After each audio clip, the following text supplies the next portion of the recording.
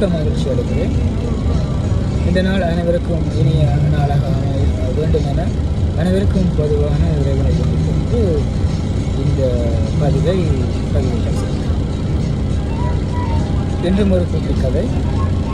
ஒரு அரசன் இருந்தார். அவர் மிகவும் மிக்கவர், மிகவும் வசதி படைத்தவர்.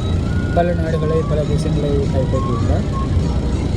அவரை ஒரு நாள் ஒரு மதகுரு ஒருவர் சந்திக்க வந்தார். அப்போது அவர் சொன்னார், தோல்வி என்பது, அந்த மதகுரு சொன்னார், தோல்வி என்பது அனைவருக்கும் சமமானதாக அமையும், எப்போது வேண்டுமானாலும் வரலாம் என்று பல அறிஞர்கள் சொன்னார்.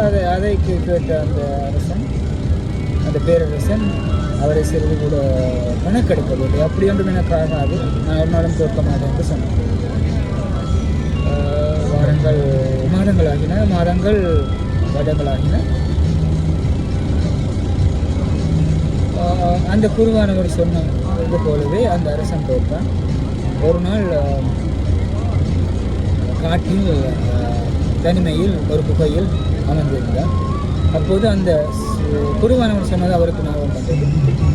அப்போது எவ்வளவு தான் மறுதளித்தும் அந்த குருவானவர் கூறியதால் ஒரு சிறிய ஒரு பேப்பர், ஒரு கடதாசியில் ஒரு சிறிய விடயத்தை எழுதி கொடுத்தார். அதை வாசிக்காமல் தனது கிரீடத்தில் வைத்துக் கொண்டார். குருவானவரின் கட்டளைக்கு அது ஞாபகம் வந்தது. உடனடியாக தனது கிரீடத்தில் உள்ள அந்த சிறிய கடதாசியை எடுத்து படித்தது. அதில் ஒரு வசனம் இருந்தது. அந்த வசனம் என்னவென்றால், இதுவும் கடந்து போகும். This shall too pass.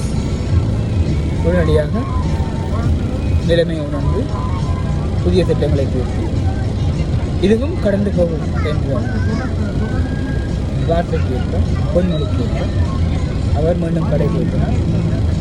தனது முயற்சியை பெற்றுக்கொண்டு மீண்டும் அரசனானால் பேரரசன். இதே கதையை சிலந்தியின் கூட்டோடு ஒப்பிட்டும் சொல்லலாம்.